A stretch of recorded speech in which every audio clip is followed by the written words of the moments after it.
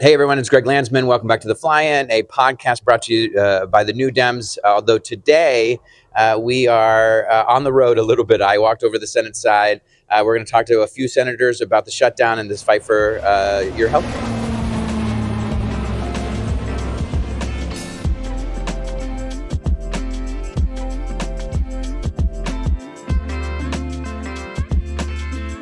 All right, we are here with Senator Gary Peters from Michigan, a former New Dem. Aren't you always a New Dem?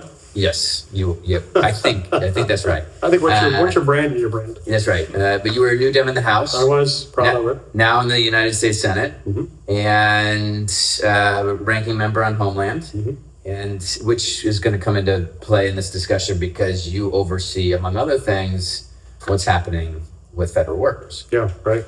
But I want to start with a sort of get to know you question. You are famously into motorcycles, and you go across the state. I do, yeah. In fact, you can see over there the camera probably get it. Those are some of my rides. So I ride all the time, but every year in August during our when we're back home. Of course, I travel around the state to visit, but I'm thinking if I'm going to go around the state, I'm going to do that by motorcycle. And so you do it every year? Every year, my tour across Michigan. And then I have a number of guest riders that ride with me about different segments or the whole thing. So I got labor union folks and veterans and just cross-section of America. And we go out and meet the folks of Michigan. We're obviously in the third week of this shutdown. On our side of the building, House Republicans aren't even here. Yeah, as I say, it's pretty empty over there. I saw one Republican, and I literally stopped and was like, "Oh my God, there's a Republican." What's he doing here? Or her? I was here for a press conference, but not obviously to work. Yeah. And you guys have been trying to get the government reopened with the healthcare protections, right? And you voted on it 6-7 times, at least. And now this majority leader is saying no more votes on this. What's next, do you think? Well, we're going to keep pressing it. We need to get the government open. We want to open the government, but we want to make sure that people who are going to get their notices that are part of the Affordable Care Act, that their premiums are going to go up dramatically, as you know. Yeah. We're only a couple weeks from that. Some states are getting those notices now. Sometimes doubling the premiums. We know 24 million Americans are going to see that. And as a result of that, many of them are simply not going to be able to afford healthcare coverage, and they're going to drop out. And what happens when you have fewer people with healthcare coverage, that means everybody else's insurance actually goes up. Yeah. So this is not just those 24 million. That's a huge number that we're fighting for, but it's really about all Americans. And it's interesting, if you look at who will lose it in this round, it's primarily younger people who are going to lose their health insurance, who are already struggling and already having difficulty meeting all their bills. And now they're just saying, I can't afford health insurance. It's a lot of young folks, a lot of small business folks, farmers. Right. I mean, it's remarkable how many people it is. What's it look like in Michigan? I mean, how many people will see their health care double? We'll be in the hundreds of thousands. And when you think about it, it's not just this is, as you know, this is on top of the Medicaid cuts that were made by Republicans that are going to be, we'll see those in the years ahead. But that's another several 100,000 people who are going to lose health care coverage. So we're just going the wrong way, the Affordable Care Act. I came in back in 2009 when I came into the House, and one of the biggest things we were dealing with was to pass the Affordable Care Act. And you've been on the Affordable Care Act journey the entire time. Absolutely. Yeah. So my first term was the big issue. Yeah. And it was pretty contentious. The people were really worked up about, especially the Republicans, about passing this. In fact, I remember a town hall meeting that I had. I had to have it in one of the gyms of one of the big high schools in my congressional district. It seated 1,500. I had 1,500 people there yelling and screaming at me. Outside, there was another 1,500, and they were even madder because they couldn't come inside and yell and scream at me, protesting. And I had won a district. I was the first Democrat since 1893 to win that district, so I had won a Republican district. Yeah. And actually, my pollster said, Gary, if you vote for the Affordable Care Act, I don't know if you're going to get reelected. I mean, a lot of people lost. Yeah, and so many. But my district was that way, too. And so I will remember vividly the day we voted for the Affordable Care Act. when you go up and you put your card in and push the green button, I thought, I'm going to vote for this. This probably means I'm not coming back to the Congress. But if I can literally push a button and save thousands of people's lives, that's why I'm in Congress. I pushed it, but I ended up getting reelected with it as well. But that's why we're in Congress. So I was there when it started. I don't want to be here now when it's being dismantled by the Republicans. What was the giant objection to protecting people with pre-existing conditions, helping kids stay on their families' plans longer, and then helping people pay their health care? What has been their big issue? With the issue there, I think it was just kind of pure politics, because when you would talk about those things, people were like, "Yeah, I like all that, but I just don't like Obamacare." That is Obamacare. I know. There was this disconnect. In fact, trying to get through with the facts was so difficult. So back to the town hall that I mentioned, the 1,500 people. We kind of knew what the objections would be. Undocumented folks are going to get health care, which is not true. Not true. And so we had that, and I had. So they were saying that back then. They were saying that back then, and I had a big screen behind me, and I actually had the actual bill with the actual language of the bill. Yeah. So I'd say, no, that's not true. Let me show you the actual bill, because you may not have seen it. And I would do that. And I'd have those folks in the crowd going, "Liar, you're lying." You can go and check the bill. It's not just here on the screen, it's online. But they didn't want to think about that. It was just so partisan. It just, because like pre-existing conditions, everybody went, well, yeah, that should be the case. So you shouldn't be denied if you need that health care. And that's, as you said, that's a key part of the bill. And in this case, we're talking about 24 million Americans who are going to see their health care skyrocket. Many of those millions will lose their health care. In my district, so I'm in Southwest Ohio, and it's 32,000 people will see their health care premium skyrocket now, right? They're going to get their letters any day now. And 14,000 of my constituents are going to lose their health care. I can't walk away from that. No, you can't. And I think it's going to become clear, hopefully, to our Republican colleagues that they shouldn't walk away from those folks either, because they have those people in their districts. They do. In fact, if you look at the numbers, it tends to be a large number of people in Republican congressional districts and in Republican states, part of the states that didn't opt for the expansion of the Medicaid. So this is the health care for people.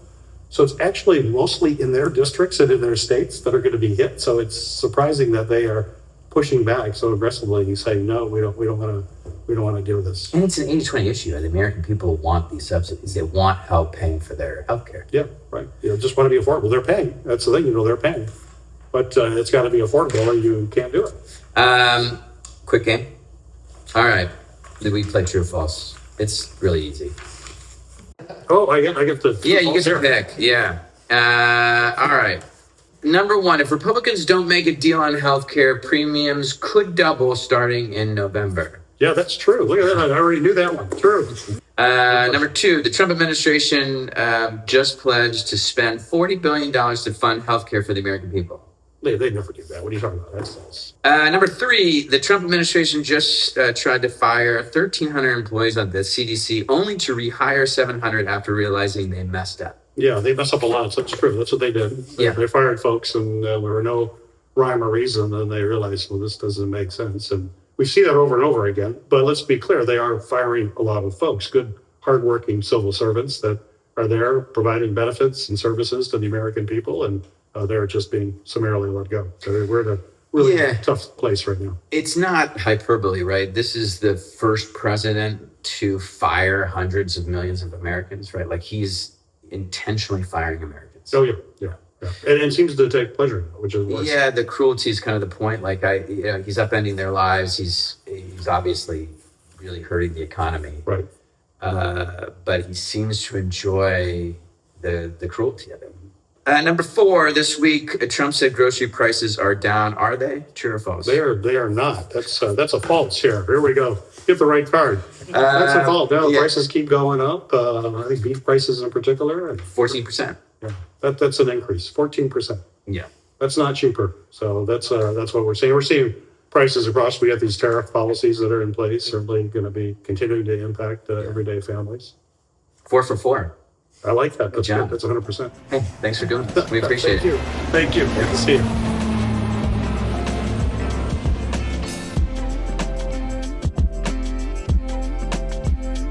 All right, next up, Senator Alex Padilla. Let's go. We're here with Senator Padilla from California. Thanks for joining us. The great state of California, home of the Dodgers. That's right. Are you a fan? Defending World Series champions. Absolutely. It seems like it's going to happen again. If we can just stay healthy. We're on a roll. Favorite thing about California? Oh, where do you begin? Natural resources. I talked about our national parks and our coastline. Yeah. The people. Yeah. Right. Not just the most populous state in the nation, the most diverse state in the nation, which means we have the best food. Yeah, you do. California has great food. Unbelievable food. All right. I just came from the House side. I'm sorry. Yeah, I know. It's very quiet over there. As you know, the House Speaker said to Republicans, don't come to work, which is a bizarre thing to say during a shutdown. How's the vibes over here? What on the Senate side? What's the mood like? I mean, I guess a little bit better just because of the fact that we're here. You're working. We're trying to find a way forward here. But for anybody who had the question before the shutdown actually began, and certainly over the last couple of weeks of who's responsible for the shutdown, it tells you all you need to know, right? Donald Trump telling Republican leaders, don't talk to Democrats. House Republicans aren't even here. They're not even pretending to try to work.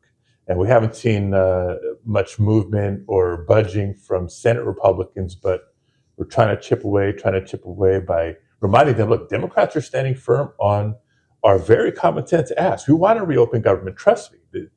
But we also have to address these increasing costs of healthcare. Right? The premiums that are about to spike for millions and millions of Americans, but for about 2 million Californians specifically. So it's a right now issue, not a next year issue. Yeah. So for somebody who's, maybe it's $800, $900, it's going to be closer to $2,000, which is something that many can't afford. So about 14,000 folks in my district will lose their healthcare altogether. And in California, you're saying it's close to 2 million who will see their healthcare premiums skyrocket. That's why it's so urgent. Right. What can you tell us about the kinds of folks who are going to suffer the most if we don't get this done? Yeah, I mean, it's a combination of a lot of working families, right? Not everybody has the luxury of getting healthcare through their employer. Yeah, a lot of people are on the exchanges, right? The options made available because of the Affordable Care Act. So when those costs spike, they spike. And for the small business owners that are out there trying to provide for their employees and their own families, they're not in a position of absorbing these huge costs because you look at the impact of this failed tariff war and what it's meant for the cost of building materials and a lot of imported products. I represent California, home to a lot of immigrants who are, in many cases, scared to go to work, scared to go out shopping. So the economy is already taking a hit. You put this on small business owners on top of these other challenges, it's really hurting. How do you think this ends? Any predictions? And do you get a sense from some Republican members that they would be willing to reopen the government and extend the ACA subsidies? Yeah, I'm only 52, but part of me, in my old age, if I become a little cynical, because I do hear from some Republican colleagues behind closed doors, look, they get it. Here's the crazy part. It's a disproportionate impact on people who live in their districts, red states and red districts. Yeah. So, Republicans have unilaterally shut down the government, and Democrats are trying to protect healthcare for everybody, right? Not just Democrats, not just Democratic districts and states, but for working families across the country. So they know we need to address this, and we need to address it now. But sadly, the state of affairs is they're afraid to do anything without Donald Trump saying it's okay first. Because they'll go down the road of negotiating, even crafting a responsible deal. But the moment Donald Trump tweets, kill it, it goes away. And so they don't want to put their neck out there again. Yeah, my understanding, having been part of a small group on the House side, talking through the negotiations, trying to do it alongside of where we believe some of the Senate Democratic and Republicans have been negotiating, is that there is common ground. There is a path forward. We would take that step, but they don't want to say we're ready and then get smacked around by the president, which is a real concern for them. I think if we learned anything over the course of the last 10 months, it's that if Donald Trump tells congressional Republicans to do something, they do it. Oh, they jump at it. They jump at it. And if he says, get in a room, negotiate, reopen the government, protect people's health care, it'll get done within a few hours, I would think, right? Yeah, no, I think the answers are there, right? Yeah. The language is probably written already. Yeah. It's just a matter of their willingness to say yes. But let me ask you, because you mentioned it was the Speaker Johnson, who pulled him back from that close to engagement. Yeah, he was. I mean, why? What's Speaker Johnson's? Well, I was going to ask you this question too, which is, and this is where I think most Americans are. I know, but I was going to ask you a larger question about Republicans and healthcare, which is that it's an 80-20 issue. 80% of Americans want to see these subsidies extended. Right. Healthcare is very popular, as you can imagine. Why do they keep fighting this? I mean, what is the issue here? I mean, I can say, at least from Speaker Johnson's standpoint, he doesn't want to deal with the part of his caucus that doesn't want to spend any money on healthcare. Mm-hmm. There are members of the House Republican caucus, and I think he cares about keeping Trump happy, and I think he cares about keeping his speakership. And usually those two things he can do simultaneously. I think the challenge is, if Trump wants to get this done, he's got a real issue on his hands, and that's probably why he said, "Whoa, stop." Well, with the added layer, right, of the moment there's something to vote on, he brings the House back. The votes are there to release the Epstein files. Yeah, which Johnson also doesn't want to do to protect the president. So they have multiple things you got to work through. This is going to be next week. Will be week number four, where he just says, "Don't come," and he doesn't want them coming. One, because he'd have to swear in this new member who will be the 218th signature on the release of the Epstein fire discharge petition. And he doesn't want them up here talking about healthcare, because a lot of them will say, we don't want any of it. That was literally in their talking points, wasn't it? Yeah. Republican House leadership advising their entire conference, don't talk about healthcare because it's a loser for them. They know it. Yeah. They know it. All right, we're going to play a game. It's an easy game. Yeah, we can do that too. Wait, are you a big rock, paper, scissors guy?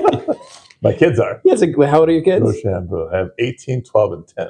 Rock, paper, scissors is a pretty fun game. That's how we settle all the disputes at home. Oh, rock, paper, scissors? What are we having for dinner? Oh. I want this. I want that. Rochambeau, 2 out of 3. Oh, I just give up. Okay, this is a game called, these are going to read you some recent quotes about the shutdown. You have to guess whether a Republican or Democrat said it. Oh, okay. Okay, quote. There is going to need to be a deal on the ACA. I don't think there's any doubt about that. Republican or Democrat? Republican. It was GOP Republican Kevin Kiley. Yeah. Californian. Yeah. All right. Number 2, quote, I'm absolutely disgusted that health insurance premiums will double if the tax credits expire this year. Republican or Democrat? Democrat. It was actually Republican Marjorie Taylor Greene. By the way, incredible messenger. Sorry, I don't follow her on social media. I don't either, but she has popped, in the news that I get. And I've seen some clips where she talks about this in a pretty compelling way. At least give her credit for saying it out loud. Yeah. Because a lot of her colleagues, both sides of the Capitol, will say it privately, but not publicly. Number 3, quote, Trump has not given Speaker Johnson permission to meet. Until Donald Trump gives them permission to meet, they're going to continue to hide. I guess Democrat again. Yeah, that was Leader Hakeem Jeffries. And it's true. They need permission. All right, and the last one, quote, Speaker Johnson cares more about protecting Trump from the Epstein files than he does about protecting health care for the American people. Democrat. Chuck Schumer, which is true. There you have it. There you have it. You did great. Thank you. Yeah, thank you for what you've done.